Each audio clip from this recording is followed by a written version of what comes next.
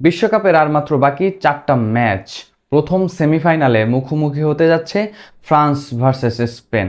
পরিসংখ্যান কিংবা ইতিহাস, কে এগিয়ে এই ইতিহাসে কোন দলটাকে এগিয়ে রাখবেন, কিংবা রিসেন্ট পারফরমেন্সে কি বলে কোন দল এগিয়ে থাকতে পারে।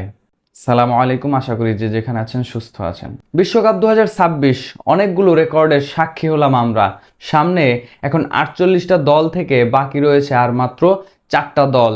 শেষ লড়াই, চ্যাম্পিয়ন হয়ে বাড়ি ফিরবে কে? সেমিফাইনালের প্রথম খেলায় মুখোমুখি হবে ফ্রান্স ভার্সেস স্পেন। এই খেলার ইতিহাস, পরিসংখ্যান কিংবা রিসেন্ট ফর্ম, দুই দলের বিবেচনায় কে এগিয়ে থাকবে? প্রথম সেমিফাইনালের শেষ হাসিটা কে হাসবে?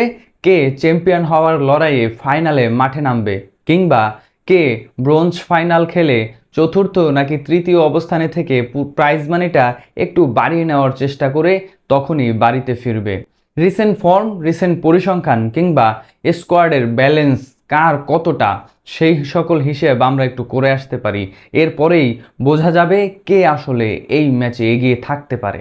অনেকে এই ম্যাচে চোখ বন্ধ করে এমবাপ্পের ফ্রান্সকেই এগিয়ে রাখছেন, যেখানে এমবাপ্পে, মাইকেল ওলিসে, দেমবেলে, দুয়ে কিংবা বারকোলা এরকমের একটা অ্যাটাকিং লাইন আপ, সেই স্কোয়াডটাকে এগিয়ে না রাখাটাই তো বোকামি। অনেকে এই জিনিসটাও ভাবতে পারেন। সেই বিবেচনায় অনেকে এমবাপ্পের দলটাকেই এগিয়ে রাখবেন। টানা 3বার সেমিফাইনাল এবং 2টা বার ফাইনালও খেলা, তৃতীয়বার তাদের সামনে এখন হাতছানি স্পেনকে পরাজিত করে ফাইনালে পা রাখা এবং ব্যাক টু ব্যাক 3টা বিশ্বকাপে তারা ফাইনাল খেলার অর্জনটা করতে যাচ্ছে।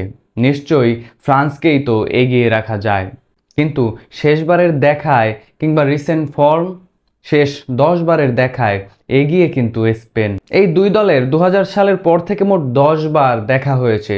সেই 10 বারে 5 বার জয় পেয়েছে স্পেনিশরা, 4 বার জয় পেয়েছে ফরাসিরা এবং একটা ম্যাচ এই দুই দলের লড়াইয়ে ড্র হয়। 2025 সালের উইফা নেশনস লিগের সেই ফাইনাল এখনও আমাদের চোখের সামনে।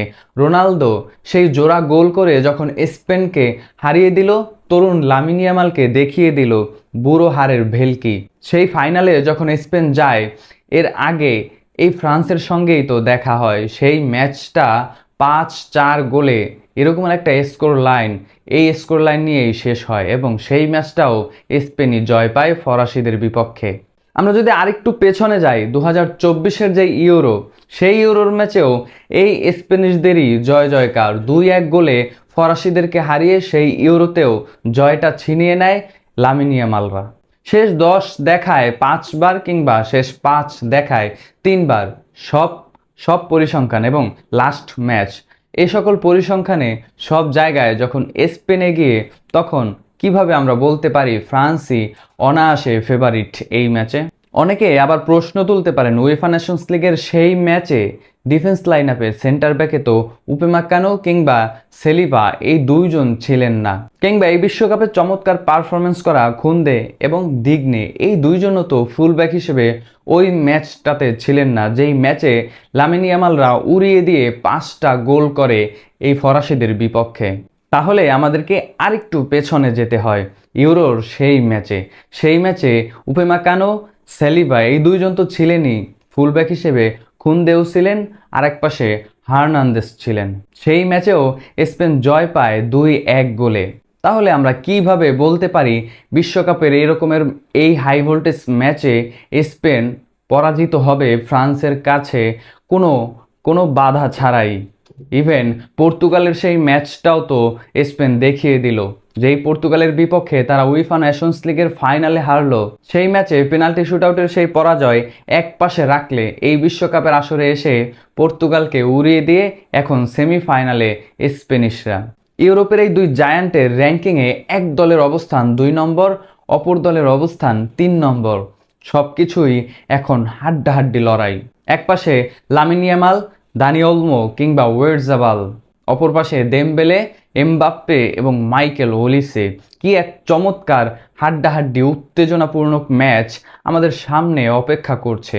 আর মাত্র কয়েক ঘন্টার হিসাব, এরপরেই সব খেলাধুলা মাঠের মধ্যেই দেখা যাবে। তবে এই বিশ্বকাপে সবচেয়ে গুরুত্বপূর্ণ যেই বিষয়, যাদের মিডফিল্ড সেরা তারাই কিন্তু শেষ পর্যন্ত টিকে রয়েছে। এবং আমাদের হিসেব করা সেই 5টা টিম যাদের মিডফিল্ড এই বিশ্বকাপে টপ, একমাত্র পর্তুগালই আমাদের সেই হিসেব থেকে এখন পর্যন্ত ছিটকে যাওয়া দল। বাকি 4টা দলই আমাদের বিবেচনায় যারা টপ র্যাঙ্কিংয়ে ছিলেন, যাদের মিডফিল্ড এই বিশ্বকাপে সেরা, সেই 4টা দলই কিন্তু সেমিফাইনাল খেলছে। এবং স্পেন এবং ফ্রান্স এই দুইটা দলকেও অনেক বেশি এগিয়ে রাখছিলাম, এবং টপ 1-2 এই র্যাঙ্কিংয়ে আমি ব্যক্তিগতভাবে এই দুইটা দলের মিডফিল্ডকে হিসেব করছিলাম। একপাশে রদ্রি, পেদ্রি এবং ফাবিয়ান রুইস, অপর পাশে চুয়ামেনি, কান্তে কিংবা রাবিউত। কাকে কে বিট করবে এই ম্যাচ শুধু যে অ্যাটাকিং লাইন আপের খেলা সেটা কিন্তু নয়, বরং মিডফিল্ডেও যে চমৎকার একটা যুদ্ধ হতে যাচ্ছে এই ইউরোপিয়ান দুই জায়ান্টের বিপক্ষে, সেটাও কিন্তু আমরা দেখতে চাই।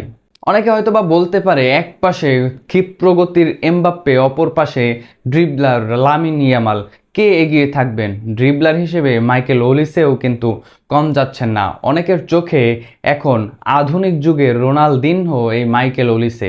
ব্যক্তিগতভাবে আমারও সেই জিনিসটাই মনে হয়। তার স্মুথ পায়ের যে ড্রিবলিং, সেটা দিনহোর কথাই মনে করিয়ে দেয়। এই এক নতুন গতিশীল রোনালদিনহো। তবে সব কিছুর বিবেচনায় আপনি কাকে এগিয়ে রাখতে চান এই ম্যাচে? কে আপনার চোখে ফেভারিট ফাইনালিস্ট? কমেন্ট বক্সে আপনার মূল্যবান মন্তব্য অবশ্যই জানাবেন।